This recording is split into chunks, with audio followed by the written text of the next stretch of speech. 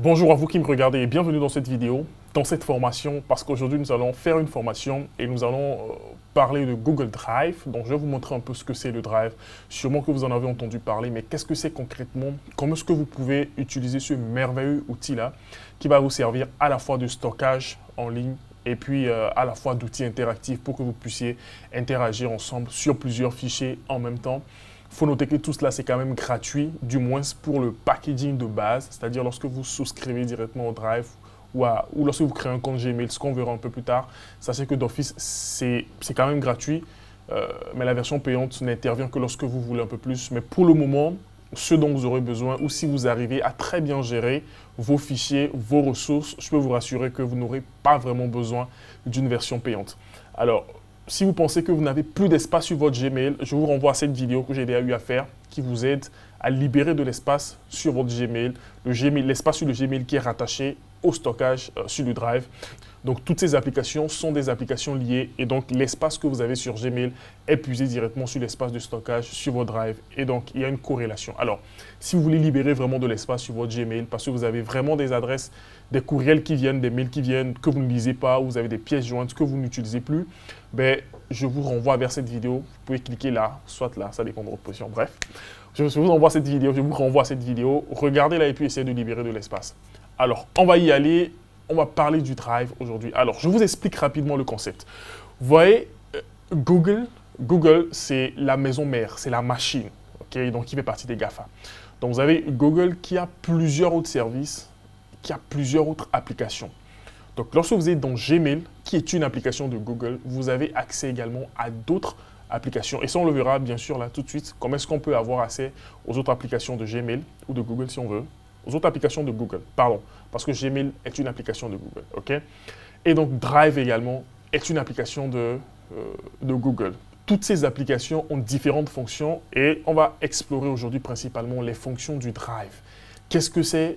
Comment est-ce qu'on a accès au Drive? Comment est-ce qu'on peut utiliser ce merveilleux outil-là pour nous épanouir professionnellement et pour accomplir des tâches assez merveilleuses? Donc, on va y aller. D'abord, comment est-ce qu'on accède à Drive? Donc, vous avez deux possibilités que moi je dénote. Donc, soit vous vous rendez dans la barre de recherche de votre navigateur, comme je le fais là ici sur Mozilla. Donc, vous tapez Drive, tout court. Soit vous mettez Google Drive, ok? Google Drive. Donc, vous avez des promotions qui vous viennent, soit vous cliquez là directement et vous avez accès à votre Drive, ok, etc. Essayons ça, le premier qui vient. Vous voyez, donc on va me demander de me connecter parce que absolument parce que oui, absolument pour avoir accès au Drive, il faut que vous ayez un compte Gmail, ok, un compte chez Google. Donc c'est ce compte Google qui vous permet d'avoir accès aux applications de Google, ok, dont Gmail fait partie. Donc vous devez d'abord créer un compte. Ça, on ne va pas le voir dans cette vidéo. Donc, rassurez-vous d'avoir un compte Gmail de base pour commencer. Et ensuite, vous aurez accès à votre Drive. Donc, ça, c'est la première manière d'avoir accès. Donc, vous tapez Google Drive sur Google. Et puis ensuite, vous créez un compte. Donc, vous venez la connexion. OK. Et puis, vous créez un compte. Et ensuite, vous avez accès au Drive. La seconde manière, c'est que vous avez déjà un compte Gmail, ce qui est quand même assez courant. Si vous ne l'avez pas, je vais vous inviter à le faire. Donc, créez d'abord votre compte Gmail. Comment est-ce qu'on accède au compte Gmail? Donc, vous pouvez taper également Gmail sur Google. Vous avez là. Donc, directement, moi, je tombe sur ma boîte Gmail. Donc, j'ai accès à Gmail. Voilà ce qui se présente lorsque je vais sur Gmail. Donc, c'est l'interface de Gmail qui se présente. Donc, pour le moment, je n'ai pas encore accès au Drive. Même si, vous savez, tous les messages qui arrivent sur Gmail ont des poids. Donc, lorsque vous envoyez un mail à quelqu'un, le mail a un poids, c'est pesé par kilo. Et lorsque vous rajoutez des pièces jointes, donc c'est quand même des poids que ça représente. Ok, ça représente un poids. Et tous ces poids-là, toutes ces données chiffrées-là, ok, pesées si on peut le dire ainsi, vont puiser dans votre espace de stockage qui est de 15 gigas lorsque vous créez votre compte. Donc lorsque vous créez votre compte, vous avez 15 gigas qui vous est offert. Lorsque vous créez Gmail, vous avez 15 gigas qui vous est offert. Alors comment est-ce que vous vous retrouvez en train d'épuiser ces 15 gigas? Eh bien, ces 15 gigas s'épuisent à travers les mails que vous recevez ou que vous envoyez, à travers les pièces jointes que vous recevez, et puis à travers différents fichiers que vous pouvez créer via d'autres applications qui appartiennent à Google, dont le Drive. Donc, lorsque vous mettez des éléments sur votre Drive, le poids de ces éléments-là va puiser dans l'espace de stockage qui est de 15 gigas. On n'en est pas encore là. Pour le moment, on essaie de voir comment est-ce qu'on peut avoir accès au Drive. Et je vous ai montré la première méthode qui est sur Google. Et puis la deuxième méthode, vous êtes sur votre Gmail, vous allez cliquer sur les 9 points en cercle là que vous avez en haut à droite. Lorsque je clique sur ces 9 points, j'ai accès à toutes les applications de Google, ok, développées par Google. Ok, j'ai accès à toutes les applications. Et même là, vous avez encore autres produits et applications Google. Mais généralement, les applications qui sont résumées, du moins, disons les plus en vogue, sont celles que vous retrouvez en cliquant sur les 9 points en haut à droite de votre interface. Donc, je clique sur les 9 points. Vous voyez là que j'ai Gmail, encore une fois, comme une application. Alors, si je reclique sur Gmail, c'est mon adresse, c'est ma boîte qui va se rouvrir, quoi. Encore une fois, c'est un peu comme si j'actualisais parce que le logiciel comprend que je suis déjà sur Gmail. Alors, nous n'allons pas faire cela puisque c'est le Drive qui nous intéresse. On va cliquer sur l'application Drive dont l'icône se trouve là. Et donc là, nous venons d'enclencher la deuxième possibilité d'avoir accès au Drive. Okay, la première manière, c'est directement Google, vous créez le compte, vous avez accès au Drive. La deuxième manière, c'est que vous êtes sur Gmail, vous cliquez sur les 9 points et vous avez accès à cette interface. Comme vous pouvez le voir là, c'est mentionné. Hein, donc actuellement, j'ai épuisé, puisque là c'est un compte gratuit, donc j'ai épuisé 31,4 mégas sur 15 gigas. Donc j'ai quand même encore beaucoup d'espace à explorer, à utiliser. Voilà comment se présente l'interface principale du Drive. Donc vous avez accès à ça. Donc là, vous avez différents onglets. OK. Donc là, vous avez différents onglets. On va vraiment prendre le temps de tout explorer. Donc qu'est-ce qui se passe? Vous avez le logo du Drive là. OK. Vous avez là nouveau qu'on verra après. Accueil, mon Drive, ordinateur, partager avec moi, récent, suivi, spam, corbeille, etc. Très bien. Comme vous pouvez le voir, dans cette zone de travail là, j'ai plusieurs fichiers. D'accord? J'ai quelques fichiers là qui vont puiser dans cet espace de stockage. Ça veut dire que si je fais, alors je reviens là à l'accueil, ça veut dire que si je mets un élément ou si je crée un fichier dans cet espace, ça va puiser de la place ou ça va puiser dans le stockage général qui m'est alloué. Comment est-ce que je peux créer un fichier? Ce que vous devez comprendre, c'est que lorsque vous êtes sur le Drive, vous pouvez créer pas tout type de fichier. Mais lorsque vous faites nouveau, voilà, on vous propose les types de fichiers que vous pouvez créer et que vous pouvez déposer sur votre Drive. D'accord? Lorsque je fais plus, j'ai encore d'autres applications. Donc là, je peux créer un Google Docs qui est l'équivalent du Word, si vous voulez. Je peux créer un Google Sheets qui est l'équivalent d'Excel, si vous voulez. Je peux créer un Google Slides qui est l'équivalent du PowerPoint. Donc, un Google Form, okay, pour tout ce qui est enquête de satisfaction ou pour formulaire. Et puis, plein d'autres applications également. D'accord. Ça veut dire que sur le Drive, sur l'espace de stockage, je peux créer des fichiers directement depuis le Drive. Et deuxième manière d'épuiser le stockage, c'est que je peux prendre des fichiers sur mon ordinateur, faire des glisser-déposer, et le poids de ces fichiers-là, que je téléverse sur mon Drive, sera calculé en fonction de l'espace qui m'est alloué. C'est-à-dire si je prends un fichier de 5 Go sur ma machine que je veux stocker, parce que je ne vais pas utiliser des clés USB, que je vais stocker sur mon Drive, sur ces 15 Go, c'est que ce qu'on fera, c'est que c'est 15 Go moins 5 Go et moins l'espace qui a été déjà utilisé. Donc, je vais me retrouver probablement là avec 9 et quelques Go, OK, de stockage. Alors, ce que nous allons voir, c'est que comment créer un fichier. Alors, c'est assez simple, hein. Si je veux créer un fichier Google Docs, après c'est plusieurs manières. Donc je peux venir là, là je suis sur le Drive, sur l'interface, je fais nouveau, je clique là directement, je peux créer un fichier Docs. Okay. Donc il y a un nouvel onglet qui est ouvert directement et voilà. Donc je viens de créer le fichier, mais sachez que le fichier est directement hébergé sur l'espace de stockage. Vu que je n'ai précisé aucun dossier où mettre le fichier, ça va être juste là.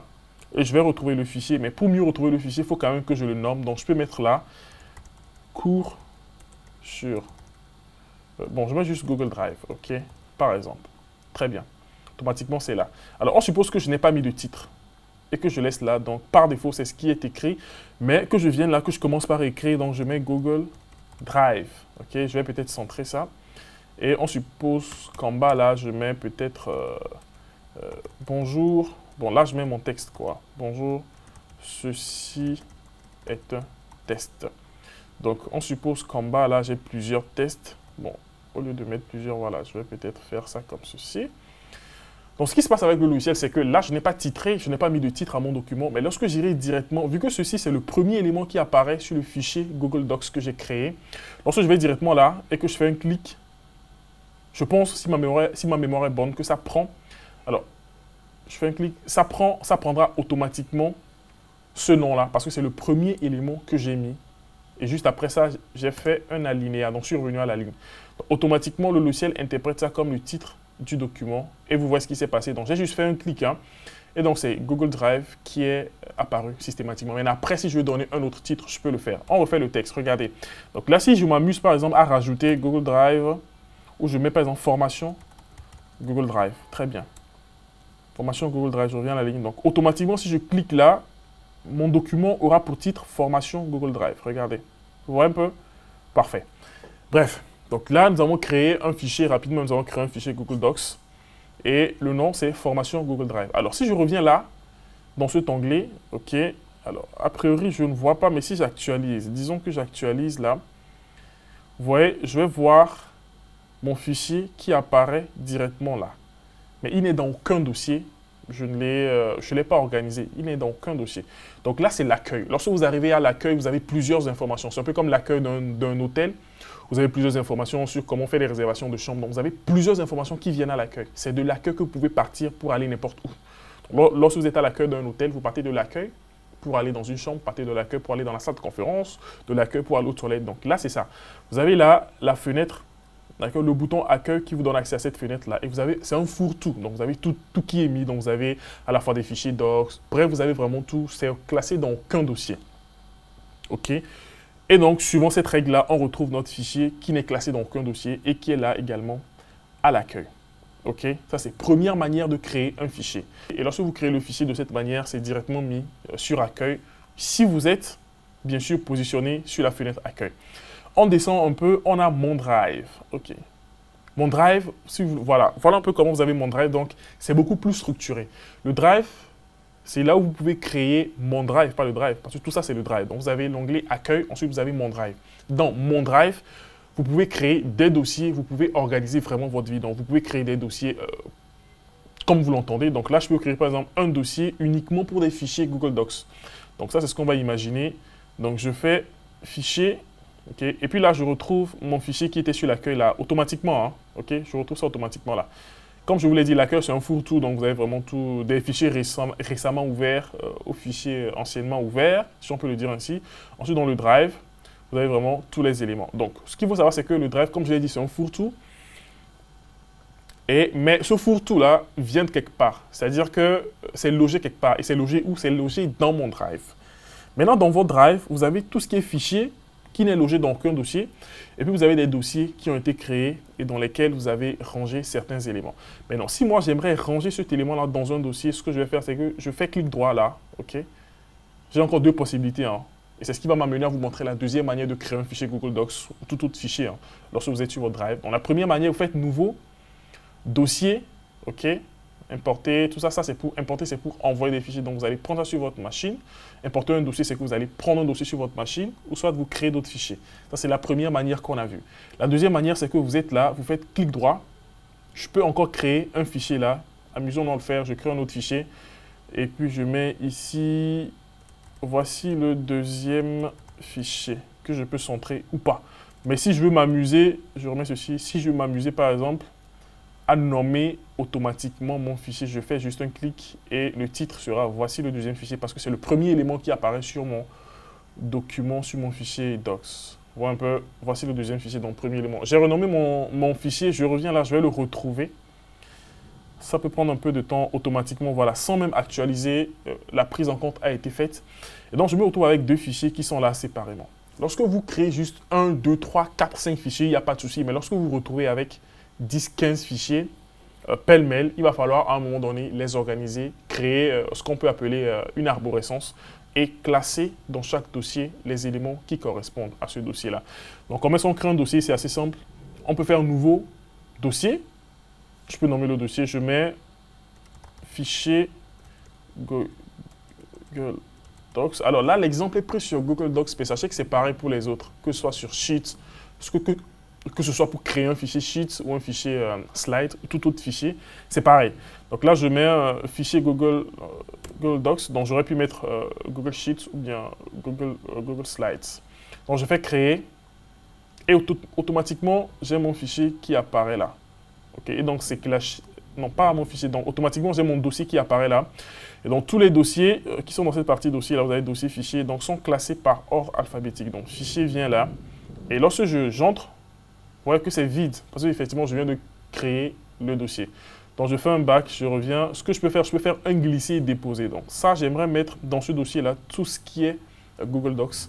Donc mes deux fichiers que je viens de créer, j'aimerais les glisser et les mettre là. C'est assez simple à faire. Vous cliquez, vous maintenez, et puis vous déplacez. Vous voyez, lorsque je me mets là, je n'ai pas relâché le clic. Hein. Donc je survole juste, et lorsque le dossier se transforme en bleu comme ça, là, vous allez le sentir, vous pouvez relâcher. OK? Vous relâchez. Automatiquement, voilà, ça a été déplacé. Et là, vous avez la confirmation. Donc, formation Google Drive a été déplacée dans mon Drive vers fichier Google Docs. Très bien. Vous pouvez fermer.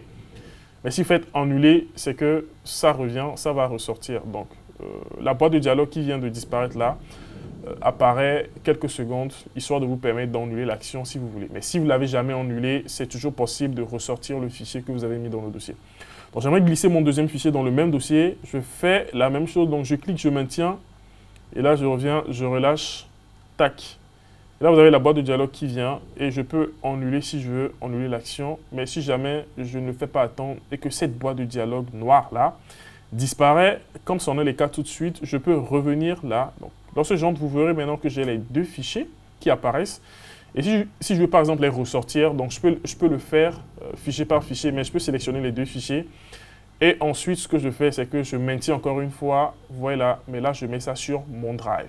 OK? Donc, si je relâche, très bien, ça va repartir et le dossier sera à nouveau vide. Mais si je reviens là sur mon Drive, vous voyez que j'ai à nouveau mes deux fichiers qui sont là. Donc, je vais à nouveau les remettre tous ensemble. Je fais commande ou contrôle, dépendamment de ce que vous utilisez.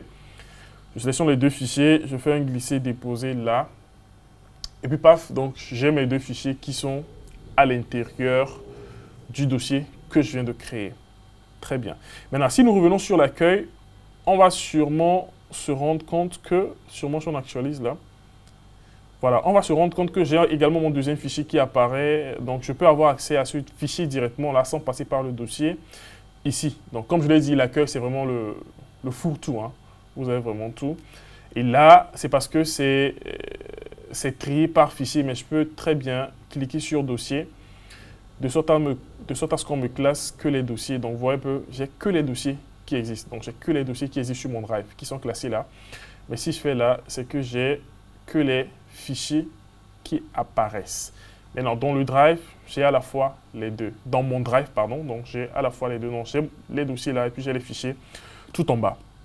Alors, ce qui est quand même préconisé, c'est de... Ici, vous avez l'affichage. Hein. Donc, lorsque vous faites ça, vous avez l'affichage en liste. Et ça vous permet de voir le nom du dossier de façon entière. Parce que lorsque l'affichage il est en grille, par exemple, là, vous n'avez pas la possibilité de voir tout le nom du dossier. Donc, privilégiez plutôt cet affichage-là qui est en liste, donc qui vous permet de voir à 90% le nom de chaque fichier ou de chaque dossier de façon totale. Okay. Là, on est bon. On revient à notre accueil. Alors, on suppose qu'avec le temps, donc j'ai vraiment pris le temps de construire plusieurs dossiers, plusieurs fichiers que je ne me retrouve plus. Donc, je n'arrive plus à retrouver, mais finalement, je ne sais plus ce que j'avais mis, par exemple, dans le fichier Google Docs. Donc, je ne sais plus ce que j'avais mis dans Contact, mais je me rappelle quand même quelques éléments de ce fichier ou d'un fichier que je recherche. Ce que vous allez faire, soit vous partez de là, vous êtes n'importe où, hein, soit vous êtes là sur mon Drive, soit vous êtes dans Accueil. Et dans Accueil, vous allez rechercher un élément. Donc, disons qu'on est en train de vouloir rechercher, on se rappelle vaguement le titre du fichier. Donc, c'est quoi? Deuxième fichier. Donc, le deuxième fichier que j'ai créé, le titre, c'est voici le deuxième fichier. Donc, je me rappelle juste deuxième fichier. Donc, je mets là deuxième fichier dans la barre de recherche. Vous voyez, généralement, ça apparaît. Donc, automatiquement, il y a des propositions qui sont faites. Donc, de là, je peux retrouver mon fichier. Je clique dessus, j'ai accès au fichier directement. Soit si je ne suis pas convaincu, OK. Donc, on me propose également qu'il y a ce dossier qui peut m'intéresser. Effectivement, lorsque je clique sur le dossier, j'ai accès à mon fichier que je retrouve là. OK, je remets le deuxième fichier. Mais si jamais aucune de ces propositions automatiques là proposées par le Drive ne me conviennent, ce que je fais, c'est que je fais recherche avancée. Okay. Et puis, dans recherche avancée, maintenant, je peux spécifier que c'est un document, donc un doc que j'ai créé. Propriétaire, c'est moi qui suis le propriétaire. Ok, donc, je précise ça. Voilà, contient les mots deuxième fichier, ça c'est sûr. Nom de l'élément, je n'en ai aucune idée, je peux me limiter à ça. Emplacement, je ne sais pas justement. Voilà pourquoi je me mets à rechercher. Ok. Suivi, aucune idée. Date, aucune idée, etc. J'en ai aucune idée. Maintenant, si vous avez... Alors, il peut arriver que vous ne vous rappeliez même pas le titre ou les éléments qui se retrouvent dans le titre du fichier et que vous vous rappeliez du moins la période à laquelle vous avez eu à créer ce fichier-là. Ok. Donc, si vous vous rappelez la période, c'est que vous pouvez situer Google Drive de sorte à ce que la recherche puisse être poussée, puisse être délimitée. Voilà. Donc là, je peux aller, soit si c'est hier, 7 jours, 30 jours, ok, mais je peux aller jusqu'à personnaliser. Et donc, personnaliser, donc je peux me dire que, ou je peux dire au Drive que, voilà, c'était quand même après, peut-être le 1er septembre, mais avant le 30 septembre. Donc, voilà la période durant laquelle Google Drive doit se mettre à chercher, où sont les fichiers qui ont été créés durant cette période-là qu'il faut rechercher. Et une fois cela fait, je lance la recherche et on me retrouve mon fichier, effectivement, parce que, voilà, il faut dire qu'il n'y a pas beaucoup de fichiers, donc il n'y a pas beaucoup de chances que plusieurs fichiers comportent le nom deuxième fichier. Donc, ça a été facilement retrouvé. Mais généralement, quand même, c'est un outil qui marche très bien. Et avec ça, vous avez la possibilité de retrouver les éléments. Donc là, vous avez ordinateur. Alors, je vais réserver ça pour une autre vidéo pour vous montrer comment vous pouvez synchroniser vos éléments les éléments sur votre ordinateur directement avec les éléments sur le Drive. Et de façon automatique, quoi, que vous n'ayez pas forcément à faire des téléversements, à prendre des fichiers sur votre machine et à mettre sur le Drive. Et cela me rappelle qu'on n'a pas vu cette option-là d'import. Donc, ce que nous allons faire, supposons qu'on est sur mon Drive, on aimerait importer, on est dans ce dossier-là qu'on a créé, donc on aimerait mettre un élément dans ce dossier qui se trouve sur notre machine. Donc, ce que nous allons faire, soit on peut faire rapidement, on fait un clic droit, on fait importer un fichier. Donc là, directement, je me retrouve sur ma machine. Donc, je peux importer rapidement un fichier. OK, donc je peux faire ça et puis importer. Bon, je peux faire ça, je peux m'amuser à importer ce code QR là. Donc, je vais juste ouvrir. Donc, vous l'avez là, dépendamment de votre connexion, vous avez le fichier qui vient. Et donc, ce fichier est sécurisé à jamais jusqu'au jour où vous ne décidiez de le supprimer. Donc, je vais vous parler rapidement de l'avantage du Drive ou du fait de stocker les éléments sur le Drive. C'est qu'il y a quand même de fortes chances à ce que vous retrouviez intacts vos éléments, qu'il n'y ait pas de panne technique ou qu'on ne vous dise pas un jour que voilà, qu'il n'y a plus d'espace ou que votre machine est bousillée. Donc, que vous soyez à Hanoï, que vous soyez à Lomé, au Bénin ou à Alexandrie en Égypte, vous avez accès à votre Drive du moment où vous vous connectez. Donc, vous avez accès à votre Drive H24 à n'importe quel moment. Il suffit que vous ayez juste la connexion. Et même pour le volet connexion, il y a aujourd'hui, c'est quand même assez poussé aujourd'hui, vous pouvez avoir accès à certains fichiers sans forcément être connecté. Donc, c'est quand même un outil assez excellent. Vous pouvez partager des éléments depuis votre dossier à d'autres personnes. Vous pouvez interagir avec ces personnes-là. On va prendre quelques exemples rapidement. Et au besoin, on pourrait revenir sur une deuxième partie de cette même formation-là. Mais retenez que le Drive, donc retenez que sur votre Drive, vous avez la possibilité d'envoyer des éléments, de les mettre sur le Drive avec le stockage de 15 Go pour un début. Donc, vous avez la possibilité de mettre des éléments sur votre Drive et vous avez la possibilité également d'interagir avec différentes personnes. Donc, cet élément que je viens d'ajouter, la taille, c'est quoi? C'est 70 kilo-octets. Alors, là, ça n'a pas changé parce que 70 kilo-octets, c'est presque insignifiant. Mais si je m'amuse à mettre là, par exemple, un fichier de 5 Go, ce qui me prendra quand même un peu de temps, dépendamment de ma connexion, pour que le téléversement puisse se faire rapidement. Donc, ça, je ne pourrais pas vous montrer aujourd'hui. Mais notez que tout ce que vous mettez sur votre Drive vient puiser dans la ressource que vous avez, donc qui est de 15 Go pour la version gratuite. OK. Ça, c'est la première manière. La deuxième manière, c'est que vous pouvez faire aussi là, fichier. Donc, c'est pareil pour des dossiers que vous voulez importer. Hein. Donc, vous faites là, importer également. Vous renvoyez le même élément. Et ça me permet de vous montrer quelque chose de très intéressant. On suppose que là, parce que vous voyez là, j'ai bien envoyé mon image qui est en PNG, hein, qui s'appelle code QR.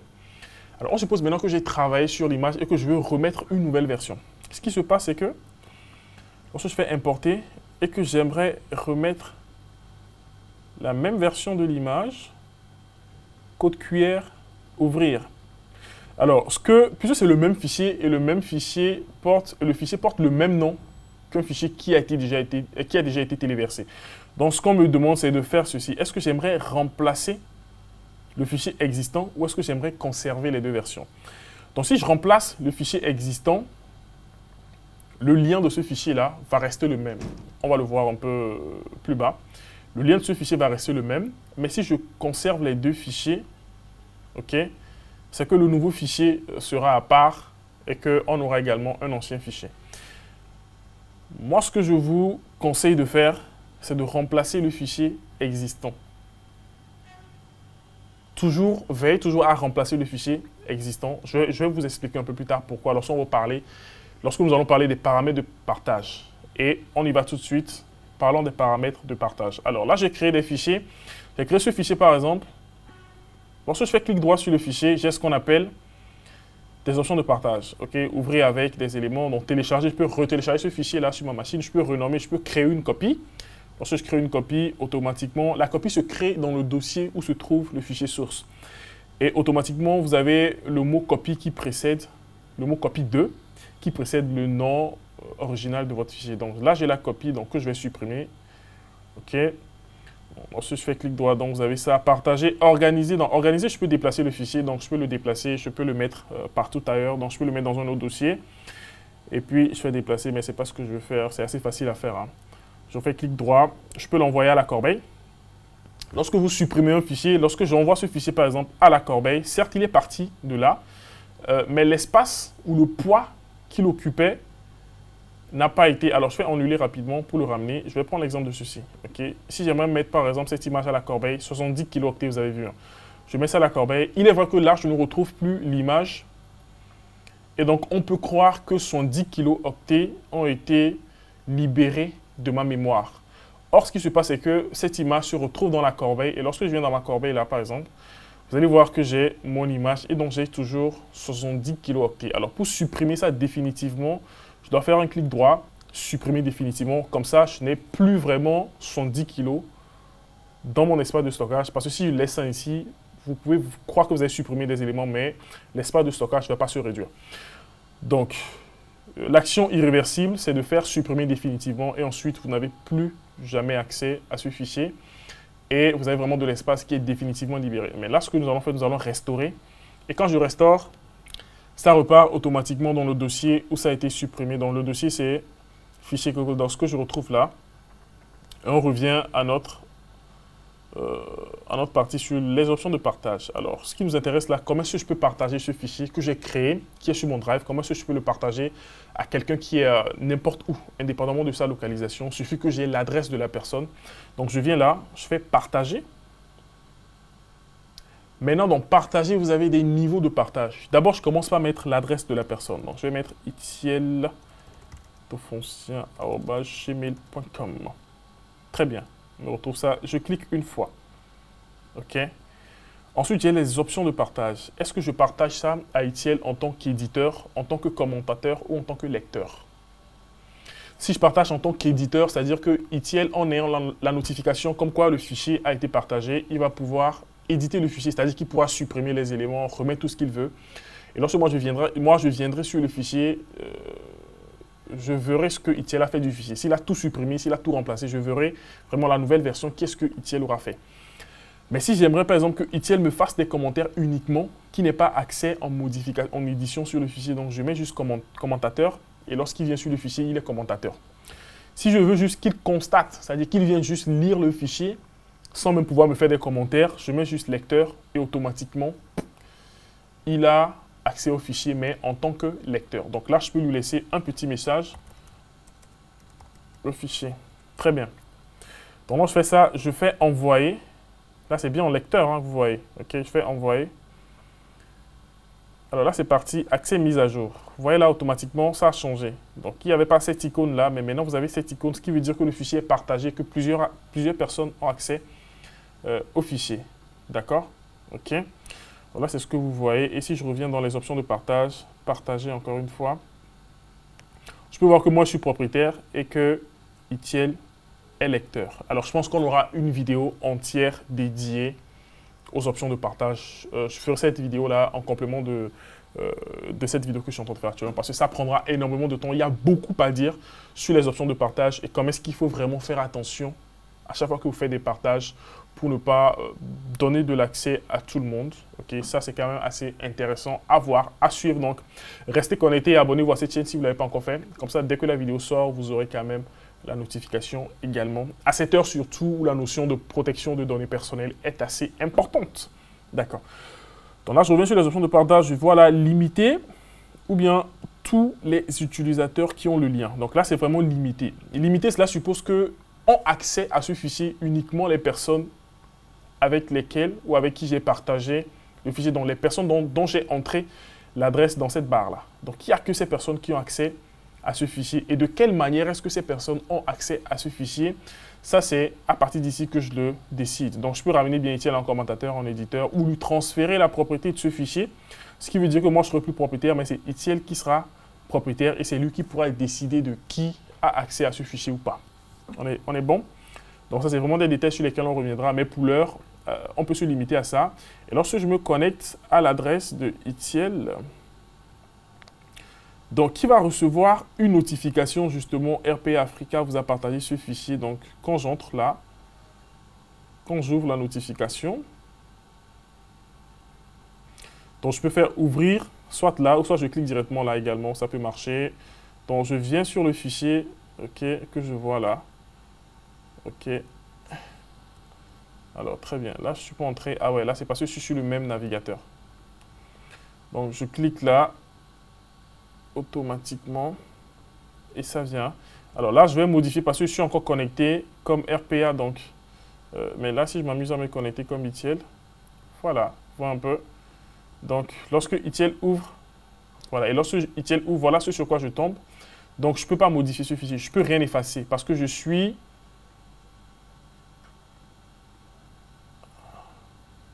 D'accord? Parce que je suis, lorsqu'on revient là, on voit les options de partage, je suis uniquement en mode lecteur. En mode lecteur, voilà ce qui se passe. Donc là, je ne peux pas effacer parce que je suis en mode lecteur. Donc, je ne peux que faire que constater ce qui est écrit. Okay? Donc, c'est juste à titre informationnel que le fichier m'est envoyé. Maintenant, si je veux avoir accès en écriture, c'est-à-dire si je veux avoir accès à partir de commentateur, si je veux par exemple faire des commentaires sur ce fichier ou modifier carrément le fichier moi-même, je dois faire une demande d'accès en écriture. Et c'est comme ça que lorsque je fais la demande d'accès en écriture, ce qu'on verra plus tard, la personne reçoit, donc c'est RPA qui reçoit la notification comme quoi Etiel aimerait avoir accès en écriture. Et donc j'ai la possibilité, moi, RPA, d'accepter la demande d'Etiel ou de la rejeter. Comme je l'ai dit encore une fois, on va vraiment revenir sur ces détails-là. Mais lorsque le fichier est partagé avec vous, vous allez voir là, en haut à droite, toutes les personnes qui sont connectées sur le fichier instantanément. Donc là, on me signale que RPA, vous voyez là, RPA avec le... Dans ce cercle-là, RPA a accès au fichier, donc RPA est connecté et travaille probablement sur le même fichier. Donc là, moi, je ne peux pas modifier, comme vous l'avez vu, mais là, nous avons combien de lignes? 1, 2, 3, 4, 5, 6, 7, 8, 9, 10, 11, 12, 13, 14, 15, 16, 17, 18. Donc, c'est 18 lignes. Donc, je ne peux modifier aucune des lignes. Mais si je viens là, je retourne là sur mon... Voilà, là, je suis connecté avec RPA. Et lorsque je suis chez RPA, on me signale que qui est connecté, c'est Etiel, mais Etiel est connecté en tant que lecteur. Il ne pourra pas modifier. Donc, la seule personne qui a vraiment les pouvoirs de faire des modifications, c'est moi. Et lorsque je m'amuse, regardez un peu, je sélectionne ces lignes-là. OK. Qu'est-ce qui se passe sur l'écran de Etiel qu'on ira voir? Vous voyez, donc Etiel a tout ça qui est sélectionné. C'est-à-dire, on sent que quelqu'un a sélectionné, mais ce n'est pas Etiel. Donc là, la notification vient comme quoi c'est RPA qui a sélectionné. OK, j'ai sélectionné jusqu'à quoi? 1, 2, 3, 4, 5, 6, 7, 8, 9. Si je reviens là et que je rajoute une ligne sur la sélection, automatiquement là, ça se fait. OK, là, ça doit faire 10. 1, 2, 3, 4, 5, 6, 7, 8, 9, 10. Donc, pour vous montrer à quel point est-ce que les interactions sont instantanées. Donc, si moi qui ai la main, je m'amuse à supprimer ces lignes-là, je supprime automatiquement ces prises en compte là, c'est supprimé. Donc, Etiel constate que c'est supprimé. Il ne peut que faire que constater parce qu'il est lecteur. Donc, il fait que constater ce que je fais. Je veux changer, par exemple, le titre là. Je reviens là, je mets formation Google Drive. Je mets, par exemple, volume 2. Donc, ça va apparaître chez Etiel comme quoi j'ai mis volume 2. Mais Etiel ne pourra pas effacer parce que Etiel n'a pas accès. Maintenant, si jamais Etiel veut effacer, donc il doit faire une demande d'accès en écriture, ou soit il m'écrit sur WhatsApp ou sur tout autre canal de communication. Donc, je reviens là directement sur mon fichier. Donc, je fais clic droit, partager. Et donc, cette fois-ci, je mets ETL en commentateur. Commentateur ou soit en éditeur. Donc, ça change. Je fais enregistrer. Et même sans consulter son adresse. Donc là, je suis connecté en tant que, non pas en tant qu'ETL. Voilà, là, je suis connecté en tant qu'ETL. OK. Votre accès à ce fichier a été modifié. Donc, ETL reçoit instantanément une notification sur le fichier en disant que son accès a été modifié et qu'il peut à présent faire des modifications. Ce que ETL a juste à faire, c'est cliquer sur ce bouton actualiser là, ou soit il actualise carrément le fichier et vous voyez là qu'à partir de ce moment, ETL peut également supprimer. Donc, lorsque ETL sélectionne moi, RPA, je peux constater que ETL a sélectionné. Là, je suis connecté en tant que RPA. D'accord. Donc là, c'est ETL parce que c'est lui qui est connecté. Hein. Là, c'est le compte avec lequel je suis connecté. Là, c'est les personnes qui sont connectées sur le document. Donc là, je suis vraiment connecté en tant qu'ETL. Donc, j'ai supprimé ces lignes-là. Et lorsque je reviens sur l'interface de RPA, c'est automatiquement supprimé parce que j'ai accès en écriture. OK. Voilà brièvement donc pour ce premier volume consacré à comment utiliser le Drive. Voilà ce qu'on peut dire sur cette vidéo. Je vous remercie de l'avoir regardé, d'être resté jusqu'à la fin. Si vous avez des commentaires, n'hésitez pas à les mettre dans la barre des dires en commentaire du coup. Et je pense qu'on va revenir sur une deuxième partie de cette vidéo pour aller plus en profondeur sur les éléments de partage des fichiers. Comment est-ce que vous pouvez donner accès en écriture, ce qui suppose commentaire ou éditeur à des gens et à quel niveau, comment est-ce que vous devez faire attention également à tout ça parce que la protection de données elle est quand même intéressante, elle est quand même pertinente et il faut vraiment faire attention à cela. On se dit à très vite, bien de choses dans vos familles. Peace!